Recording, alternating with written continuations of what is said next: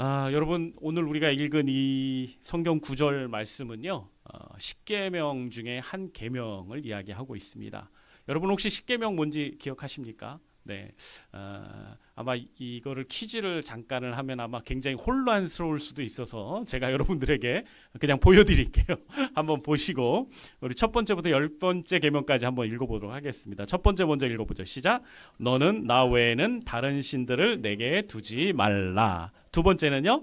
너를 위하여 새긴 우상을 만들지 말고 또 내 위로 하늘에 있는 것이나 아래로 땅에 있는 것이나 땅 아래 물속에 있는 어떤 것의 형상도 만들지 말며 그것들에게 절하지 말며 그것들을 섬기지 말라. 네, 이 우상을 섬기지 말라는 얘기죠. 자, 세 번째, 너는 내 하나님 여호와의 이름을 망령되게 부르지 말라. 네, 네 번째는 안식일을 기억하여 거룩하게 지키라. 네. 그 다음에 이제 다섯 번째죠. 시작. 내 부모를 공경하라. 여섯 번째, 살인하지 말라. 간음하지 말라. 도둑질하지 말라. 내 이웃에 대하여 거짓 증거하지 말라. 내 이웃의 집을 탐내지 말라. 예. 여기에 다섯 번째, 오늘 우리가 함께 읽은 본문이 바로 이 다섯 번째 계명을 이야기하는 겁니다. 내 부모를 공경하라. 여러분 왜 우리 하나님께서 인간들에게 당신의 거룩한 백성이 되는 축복을 허락하시면서 이 멋진 십계명을 주시면서 그 다섯 번째 계명으로 내 부모를 공경하라는 명령을 주셨을까요? 여러분이 잘 보시면 아시겠지만 첫 번째 계명부터 네 번째 계명은 다 하나님과 관련된 부분이에요. 우리가 하나님을 예배하는 부분에 있어서 우리가 하나님을 섬기는 데 있어서의 기본적인 그 원리를 얘기하고 있다면 다섯 번째부터 열 번째까지는 우리가 인간 사이의 관계 속에서 지켜야 되는 원칙들, 그런 율례들을 이야기하고 계시는 거죠. 그런데 이 율례들 중에 가장 첫 번째 계명이 뭡니까? 내 부모를 공경하는 거예요. 여러분 이게 어떤 의미가 있을까요? 왜 하나님께서 인간들에게 너희들이 앞으로 인간 사회에서 서로 관계를 맺으면서 이런 삶을 살아야 되는데 가장 먼저 너희들이 지켜야 되는 계명이 부모를 공경하는 것이다 란 이유가 무엇일까요? 그것은 바로 부모가 곧 하나님이기 때문에 그래요. 이런 이야기를 한다는 게 여러분에게 되게 두려울 수도 있어요. 우리가 지금까지 부모님을 생각할 때 어떻게 생각했는지를 생각하면 부모님을 하나님이라 그러면 이게 굉장히 좀 레벨이 확 뛰어 올라가잖아요. 그러니까 우리가 부모님을 대한 태도에 여러 가지 문제점이 있었다는 걸 스스로 느낄 수 있기 때문에 그렇죠. 그러니까 인간 사회 가운데 하나님이 인간이라는 이 사회 공동체를 만드시면서 부모라는 영적인 권위를 가지고 있는 가정의 우두머리를 허락하여 주셨는데 그 권위는 마치 하나님을 대신하는 권위와 같다는 의미가 있다는 거예요. 그렇기 때문에 부모를 공경하는 것은 곧 누구를 공경하는 것과 같을까요? 그 영적인 권위를 세워주신 우리 가정의 영적인 권위자로 세워주신 하나님을 공경하는 것과 같은 의미가 가지고 있기 때문인 겁니다. 사실 이 이야기만 하면 우리가 왜 부모님을 공경해야 되는지에 대한 기타 다른 이유가 아무것도 필요가 없어집니다. 왜냐하면 부모님이 그렇게 귀한 존재고 하나님이 세우신 영적인 권위를 갖고 있는 귀한 분이라는 걸 우리가 알았다면 우리가 거기에 순종하지 않을 이유가 없기 때문인 거죠. 우리는 부모님을 절대로 함부로 하거나 우리가 편안하게 생각하는 그런 분으로 새겨서는 안 되고 정말 귀한 존재로 정말 우리의 모든 그런 축복의 그런 근원이 되시는 분으로 우리가 여기고 우리가 그분을 존경해야 된다는 걸 성경이 우리에게 말해주고 있기 때문이라는 사실이죠. 물론 여기에 현실적인 문제가 있습니다. 어떤 문제가 있죠? 그렇게 영적인 그런 권위를 갖고 있고 모든 것이 완벽한 하나님과 같은 존재와 비할 수 있는 분인데 현실은 어떻습니까? 현실에서 부모님을 만나면 한계가 좀 있다는 걸 우리가 보게 돼요. 우리의 이상적인 것을 채워주지 못하는 부모의 모습. 우리 하나님은 우리가 기대하고 소망하는 모든 걸 들어줄 수 있는 능력이 있다는 걸 우리가 믿고 있잖아요. 근데 우리 육신의 부모님은 어떻습니까? 한계가 있어요. 연약함이 있어요. 그러다 보니까 우리가 그런 부모님을 바라보면 자꾸 내 마음 가운데 어떤 마음이 들죠? 실망감이 듭니다. 때로는 배신감이 들기도 하고요. 어떤 자녀들에게 있어서 부모는요, 가장 나를 힘들게 하는 존재로 느껴지기도 합니다. 그래서 그 부모님을 공경하는 이 하나님의 말씀 앞에 우리가 이게 하나님의 말씀이고 생명의 말씀인 걸 아는데도 그리고 특별히 오늘 이 5번째 계명에 뭐라고 얘기해요? 네 부모를 공경하라. 그걸로 끝나지 않고 뭐가 되어 있어요? 그리하면 내 하나님 여호와가 내게 준 땅에서 내 생명이 길리라라는 그건 놀라운 축복의 말씀이 담겨져 있다는 거죠. 보상이 있다는 거예요. 그냥 부모를 공경하는 것은 그 공경하는 것으로 끝나는 게 아니라 그것을 심는 대로 거두는 놀라운 열매가 있다는 거고 충분한 보상이 이 땅에서 마련되어 있다는 걸 이야기하고 있는 거예요. 이런 좋은 건데도 우리가 바라보는 현실에서 마주하게 되고 만나게 되는 부모는 우리에게 그렇게 썩 만족스럽지 못하고 부족한 부분들을 보이면 우리가 인간적으로 혼란스러움을 느낀다는 거죠. 그래서 우리가 나름 타협을 하게 됩니다. 적당한 선에서 하나님의 말씀은 이렇지만 이 공경한다는 게 어떤 의미가 있냐라고 했을 때 그런 의미를 나 나름의 상황과 맞춰서 우리가 생각하고 그 기준에 따라서 우리가 부모님을 공경하게 된다는 거죠.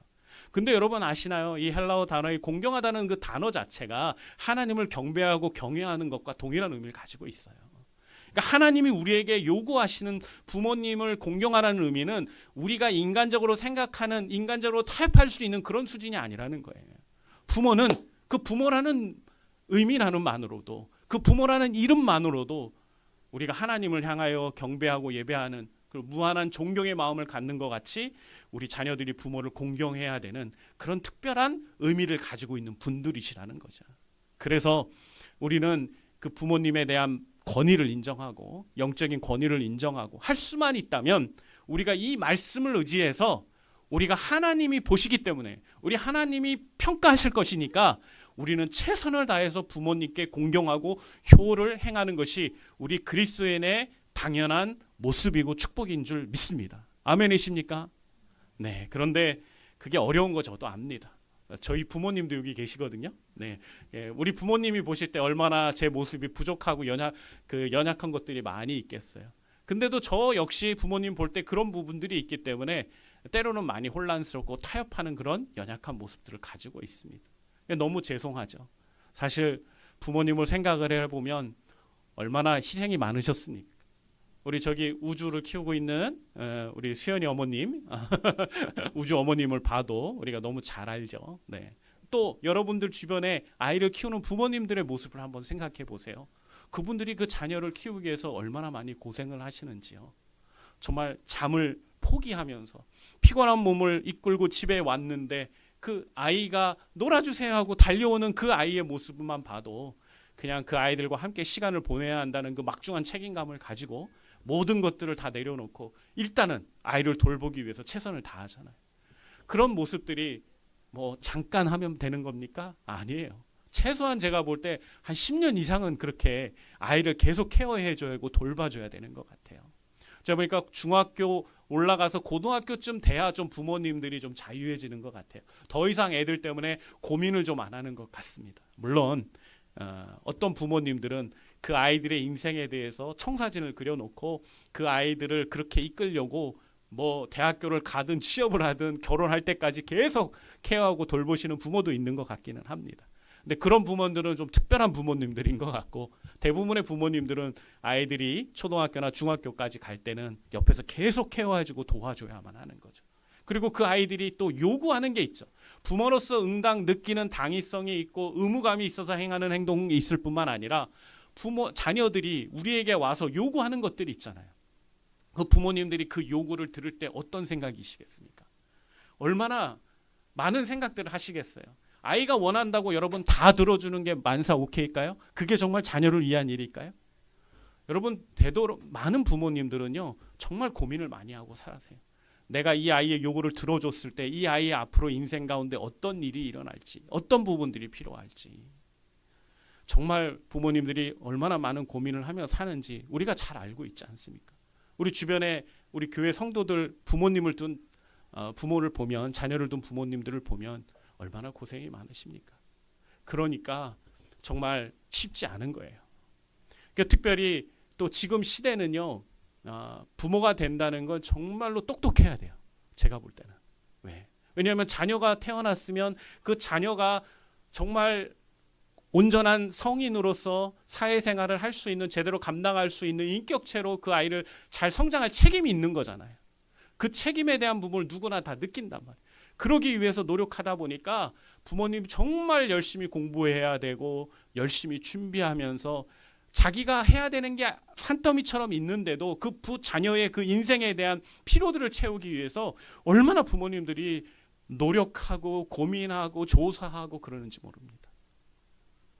이 21세기에 필요로 하는 인재상에 대한 이야기를 제가 본 적이 있습니다. 여러분이 생각할 때 21세기에 필요로 하는, 사회가 필요로 하는 인재는 어떤 모습을 갖춘 인재라고 생각을 하십니까?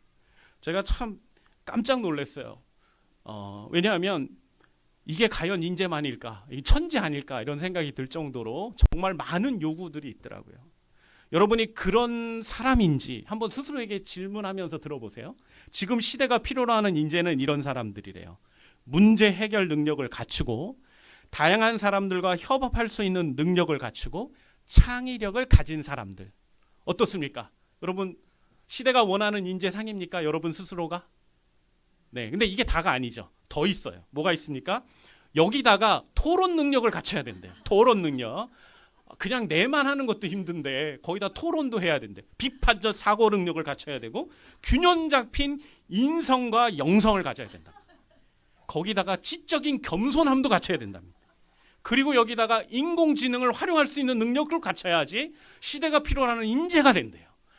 와, 나 자신도 이런 인재가 아닌데 내 자녀는 앞으로 이런 인재로 키워야 한다니 이게 정말 말이 쉽지. 정말 이렇게 발표한 전문가들한테 묻고 싶어요. 여러분은 그렇게 여러분의 자녀를 키우고 있냐고. 여러분은 그런 인재냐고 묻고 싶어요.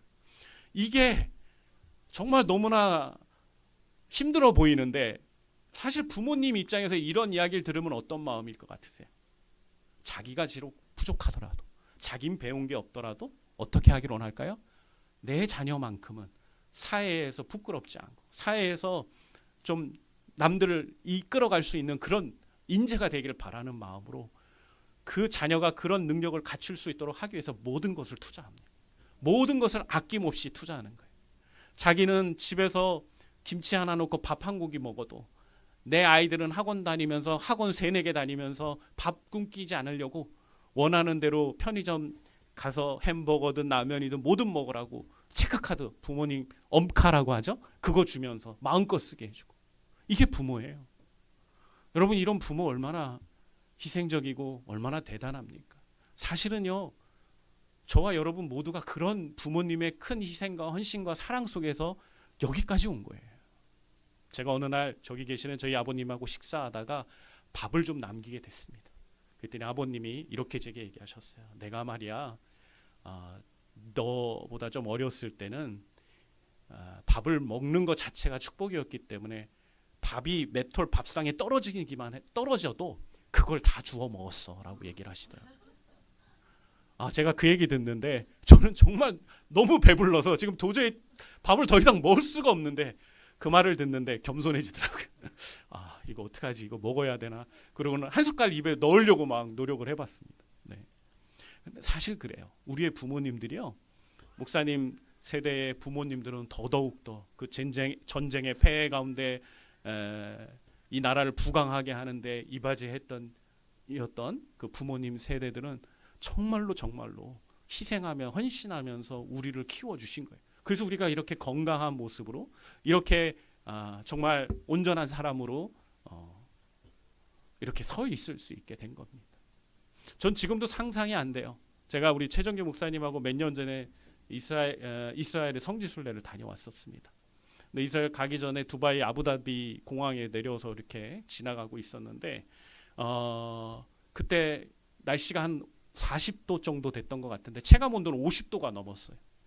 여러분, 우리의 세대의 아버님들이 우리나라가 세계적인 경제 위기가 닥쳐오면서 우리나라가 경제적으로 가난해지기 시작할 때 그 무더운 땅에 가셔서 일꾼이 되셔서 그 사하라 사막 이런 데서 노동을 하시면서 우리를 키워오신 거예요. 실제로 저희 아버님도 그러셨어요. 거의 제가 초등학교 때 기억이 아버님을 2년에 한 번 정도 얼굴을 봤던 기억이 있습니다. 거의 한 10년 정도 외국에 나가서 타지에서 생활을 하고 오셨었죠. 이러한 희생이 있었기 때문에 우리가 지금 여기까지 배우고 여기까지 잘하고 살 수 있는 겁니다. 지금 우리 시대의 부모님들, 우주나 우리 하은이나 도윤이를 키우는 엄마 아빠의 희생도 저는 비슷하다고 생각합니다. 지금도 열심히 그들이 정말 아이들을 위해서 맞벌이를 해가면서 최소한 대로 아이들에게 필요한 것들을 공급하기 위해서 얼마나 열심히 수고하고 희생하며 아이들을 키워가고 있습니다. 저는 그렇기 때문에 우리는 부모에 대한 그 은혜를 평생 잊지 말아야 한다고 믿습니다. 우리 자녀들은 평생 동안 그 부모가 걸어온 그 뒷모습을 보면서 그분으로부터 온 그 귀한 사랑과 후원과 헌신과 그 노력의 대가를 우리가 결코 잊지 않아야 한다고 생각합니다. 이런 이야기를 하면 어떤 분들은 그렇지 못한 부모에 대한 이야기를 합니다. 목사님 부모는 그랬는지 모르지만 우리 부모는 그러지 않았어요. 우리 부모는 도리어 우리를 너무 힘들게 하고 아프게 하고 우리를 상처 입히게 바빴습니다. 어떻게 근데 그런 부모를 우리가 존경하고 하나님 말씀을 붙들면서 우리가 그 부모에 대해서 사랑을 이야기할 수 있겠습니까? 저희는 도저히 할 수가 없습니다 라고 이야기합니다. 그게 정상일 수 있어요. 그때 저는 이렇게 이야기해 주고 싶어요. 물론 육신의 부모님은 그런 부분들을 가지고 있지만 우리 영적인 부모가 되시는 우리 하늘 아버지께서 그 육신의 부모가 결핍시킨 그 부족한 부분들을 충분히 우리 삶에 공급하시고 채워줄 거니까 믿음으로 할 수 있는 최선을 다해서 그 육신의 부모도 공경하고 사랑하는 것이 하나님의 말씀을 이루는 것이다 라고 이야기를 합니다. 전 그분들이 정말 엄청난 어떤 대가를 지불하면서 부모님을 공경할 거라고 생각하지 못합니다. 하지만 이것이 영적인 원리고 하나님이 축복해 주시고 보상해 주신다는 약속에 있는 계명이라는 것을 우리가 믿는다면 우리가 그러한 어려움 속에서도 불합리함 속에서도 우리는 부모님을 존경하고 사랑하고 공경하고 그리고 귀하게 여길 수 있다는 것입니다. 그리고 하나님은 그걸 믿음으로 여기셔서 우리에게 약속된 축복과 보상을 주신다는 거예요. 그러니 사랑하는 성도 여러분들 심으십시오. 하나님을 믿고 믿음으로 부모님을 향한 그 귀한 사랑과 은혜에 감사하는 그런 모습들을 여러분이 갖춰가 주셨으면 좋겠습니다. 특별히 우리 부모님들에게 어떻게 하면 잘하는 것일까요? 부모님이 원하는 대로 하면 제일 잘하겠죠. 근데 그런 부분들은 너무나 기본적인 거고 제가 인공지능한테 한번 물어봤어요. 인공지능하고 우리가 훨씬 더 낫잖아요. 인공지능이 얘기하는 건 왠지 그냥 단편적인 것만 얘기할 것 같더라고요. 그러니까 우리는 그거보단 잘해야 될 거 아니에요. 그렇죠? 그래서 인공지능한테 제가 한번 물어봤습니다. AI야, 우리가 부모님한테 어떻게 하면 잘 공경하는 거냐고 물어봤더니 인공지능이 이렇게 6가지를 얘기해 줬습니다. 한번 볼까요? 첫 번째가 뭡니까? 소통하기. 두 번째는 시간 보내기. 세 번째는 건강관리를 도와드리기. 네 번째는 경제적 지원. 다섯 번째 감사를 표현하기. 여섯 번째는 일상적인 도움을 제공하는 거. 네. 저도 저희 아버님하고 자주 이렇게 전화를 하는데 일주일에 뭐 한 두세 번씩 통화를 하고 있는데 할 때마다 아버님이 저에게 동일하게 이야기하시는 게 있어요. 너는 별일 없니? 제가 별일이 없으실까 봐 전화했는데 아버님이 제게 도리어 이렇게 물으시더라고요. 그런 거 보면서 아버님하고 부모님하고 이렇게 전화 통화 자주 하고 이야기하는 게 얼마나 중요한지 제가 깨닫게 됩니다. 여러분들도 자주 하시죠? 네, 저는 아마 여러분들이 저보다 훨씬 성숙하고 훌륭하니까 부모님들 잘 챙기고 계실 거라고 생각합니다. 근데 의외로 부모님들은 우리들에게 큰 걸 바라는 게 아닌 것 같아요. 그냥 안부 엽죽고 그리고 같이 시간을 보낼 수 있는 기회가 될 때 같이 이렇게 시간을 만나서 밥을 먹거나 시간을 보내는 거. 그거 말고는 부모님들이 우리에게 바라는 게 없습니다. 부모님들은 우리에게 자신의 모든 것을 희생하고 헌신하셨지만 우리 부모님들에게 우리에게 바라는 건 그렇게 많지 않아요. 그러면 여러분 우리가 이런 거 할 수 있는 거 아니겠습니까? 조금 바쁘고 힘들더라도 조금 번거로워도 우리가 좀 더 마음을 들여서 도와드리면 좋지 않겠습니까? 거기다가 경제적으로 좀 도와드리고 또 일상적인 도움들이 필요하시다고 할 때 우리가 도울 수 있는 자녀라면 아마 우리 부모님 마음 가운데 우리들로 인한 기쁨과 감사의 마음 그리고 또 굉장히 흐뭇해하시고 자랑스러운 마음이 있을 거라고 믿습니다. 아멘. 네. 우리 마지막으로 디모데후서 3장 1절과 2절 말씀을 보겠습니다. 우리 한번 같이 읽어보죠. 시작. 너는 이것을 알라. 말세에 고통하는 때가 이르러 사람들이 자기를 사랑하며 돈을 사랑하며 자랑하며 교만하며 비방하며 부모를 거역하며 감사하지 아니하며 거룩하지 아니하며. 말세에 고통하는 때가 이럴 때 이런 일들이 일어난다고 오늘 이야기하고 있어요. 근데 어떤 일이 일어나요? 사람들이 자기를 너무나 사랑한대요. 자기를 너무나 너무 좋아한답니다. 그러면서 뭘 또 사랑해요? 돈을 사랑한답니다. 돈. 여러분 혹시 돈 사랑하십니까? 아무도 사랑한다고 말을 안 했어요? 와, 존경스럽습니다. 네, 존경합니다. 네, 저는 우리 모두가 다 같이 돈을 사랑하는 줄 알았어요. 근데 여러분 그게 뭐의 증거라고요? 말세에 고통하는 때의 증거예요. 여러분 돈 너무 사랑하지 마세요. 마지막 때 가까웠다는 얘기입니다. 아시겠죠? 네, 집사님이 아까 돈 사랑한다 그랬어요? 네. 주연자매 잘 준비해요. 네. 네. 여러분 그뿐만 아니라 교만하고 비방하고 그리고 무엇보다도 뭘 해요? 부모를 거역해요. 부모의 권위를 업신여깁니다. 부모를 인정하지 않습니다. 그냥 자기에게 은혜를 베풀고 사랑을 베풀었던 그건 당연한 거라고 치부하고 더 이상 그러한 희생과 헌신을 생각하지 않는다는 거예요. 은혜를 모르는 존재가 된다는 거죠. 인간이 여러분 악해지면 이런 존재가 되는 겁니다. 여러분 하나님은요 우리가 은혜를 모르는 자가 되기를 원치 않으십니다. 아멘이십니까? 하나님은 우리가 은혜 받은 것처럼 누군가에게 은혜를 베푸는 삶을 살기를 원하십니다. 우리에게 정말 헌신적인 은혜를 베푼 가장 먼저 우리에게 보여주신 대상이 누굽니까? 바로 우리 부모님들이에요. 여러분 우리가 아주 갓난아기 때 우리가 우주 같은 나이 때 여러분 우리가 부모님의 도움이 없었으면 살 수 있었을까요? 전혀 없었어요. 과거에 학생 때 고등학교 때 아무리 내가 부모로부터 상처를 많이 받고 어려웠어도요 우리가 갓난아기 때를 내려가 보면 부모님의 도움이 없이는 하나도 아무것도 우리는 공급받을 수 있는 게 없었다는 거예요. 근데 여러분 그때가 제일 힘들었을 겁니다. 부모님들에게는요. 그 힘들고 어려운 때를 우리 부모님들이 희생하며 우리를 지켜주고 우리가 건강하게 성장하도록 계속 영양분과 피로들을 주셨다는 거예요. 그러니 그 은혜를 우리가 어찌 잊을 수 있겠습니까? 그 귀한 사랑과 헌신과 수고를 우리가 어찌 망각하며 살 수 있겠냐는 거예요. 사랑하는 성도 여러분들 잊지 마십시오. 아무리 우리 부모님이 악하고 문제가 있다고 하더라도 그 부모는 부모로서 우리의 충분한 감사와 우리의 충분한 존경을 받을 만한 분이라는 사실입니다. 그런데 이 말세가 되면 부모를 거역하고 감사하지 아니하는 모습들이 있다는 거예요. 여러분은 지금 이 21세기를 어떻게 인식하고 계신가요? 마지막이 때가 가까이 왔다고 생각합니까? 그래서 그런가 정말 나오지 말아야 할 뉴스들이 가끔 이 5월 가정의 달에도 나오는 것들을 보게 됩니다.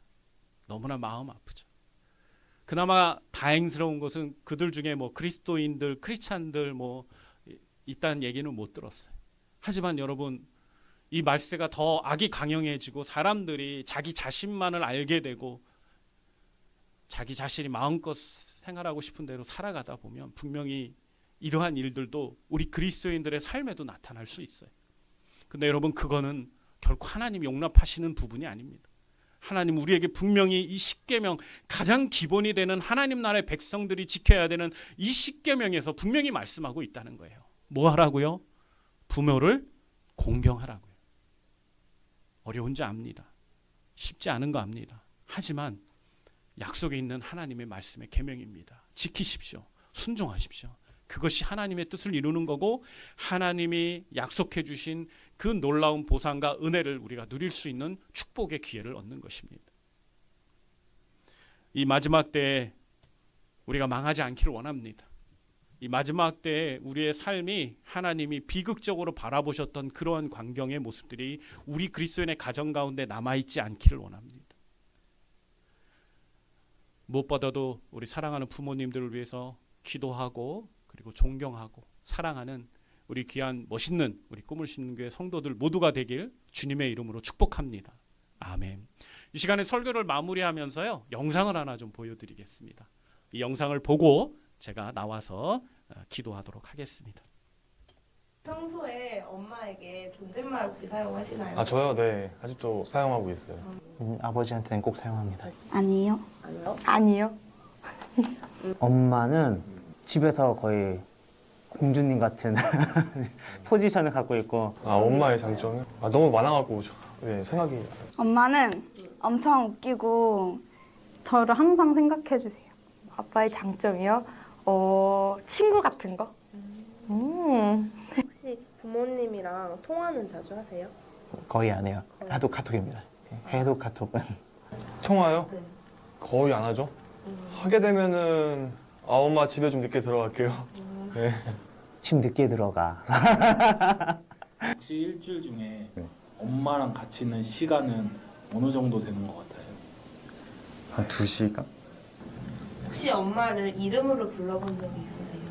엄마를 이름으로 불러본 적이 있어요? 혹시 엄마의 이름을 불러본 적은 있으신가요?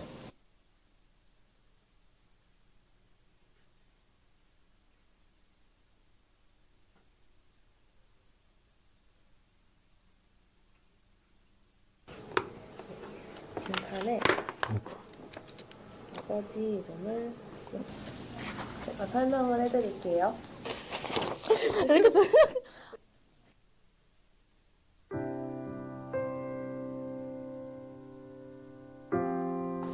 지금 전화를 드리면 됩니까? 네.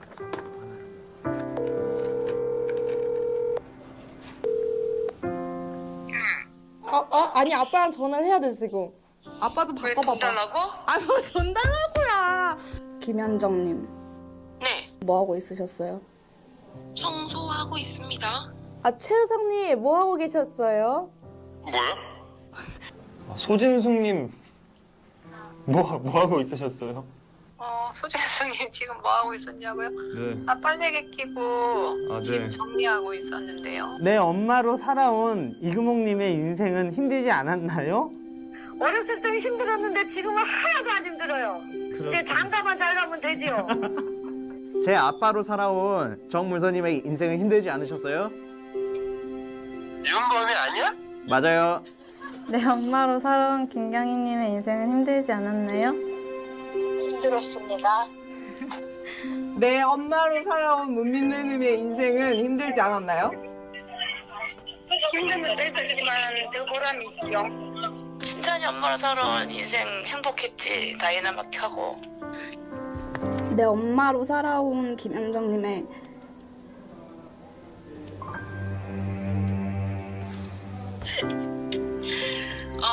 유진이의 엄마로 살아온 김현정님의 인생은 힘들지 않았나요? 힘든 때도 있었습니다. 그러나 항상 힘들었던 건 아닙니다. 내가 엄마 이름 불러주니까 어때? 낯선 느낌인데 좋아. 내가 엄마 이름 불러주니까 어때? 좋아.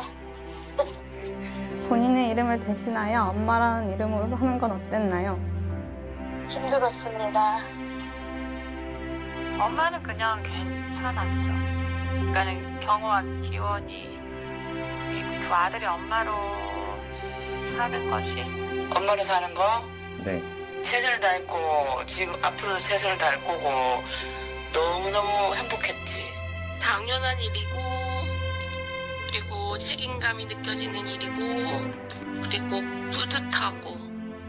엄마는 그냥 늘 내 엄마로 살아와서 오늘은 엄마 이름 한번 불러주고 싶어서 얘기합니다. 엄마는 그냥 늘 내 엄마로 살아와서 오늘은 엄마 이름 한번 불러주고 싶어서. 낯설다. 그냥 엄마 이름보다 나는 그냥 엄마가 좋아. 엄마는 그냥 내 엄마로 살아와서 오늘은 이름 한번 불러주고 싶어서 얘기했어. 고마워. 엄마에게 나는 어떤 딸인가요? 엄마에게 유진이는 엄마를 끔찍하게 생각하는 딸. 엄마로 성장시켜준 딸. 우리 윤범이 자랑스럽고 자랑스러운 아들이지. 엄마에게 난 어떤 딸인가요? 좋은 딸. 늘 보면 어릴 때부터 엄마를 은근히 챙기는 아들이었다. 엄마에게 자식이란 어떤 존재예요? 후배지. 엄마의 존재를 확실하게 해주는 아빠에게 일할 수 있는 힘을 주는 보물이야. 엄마에게 자식이란 줘도 아깝지 않은. 왜 암호 같은 거 걸 때 내게 가장 소중히 여기는 보물 뭐 이렇게 질문이 있는 게 있어. 거기에서는 항상 나는 둥이라고 쓰거든. 보물 1호. 엄마에게 자식이란 어떤 존재인가요? 내 인생의 전부. 고마워 엄마. 나도 고맙다.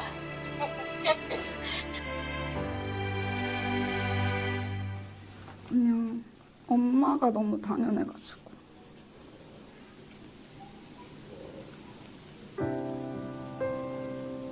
이상. 어머니의 인생은 자식한테 국한돼 있고 뭐 자기 본인 여자로서의 인생을 뭐 많이 못 산다 이런 얘기는 듣긴 했는데 이렇게 막상 불러보니까 엄마가 많이 헌신하면서 살아오셨구나 생각을 했어요. 사실 항상 옆에 계셔서 그런 빈자리는 느껴지지 못하지만 만약에 빈자리가 느껴진다면 지금처럼 당당하고 자유롭고 여유롭지 못할 것 같아요. 엄마라는, 아빠라는 그런 버팀목이 있기 때문에 제가 그분들을 백을 삼아 더 당당하고 지금처럼 자유롭게 생활할 수 있지 않나. 네, 그렇게 생각합니다.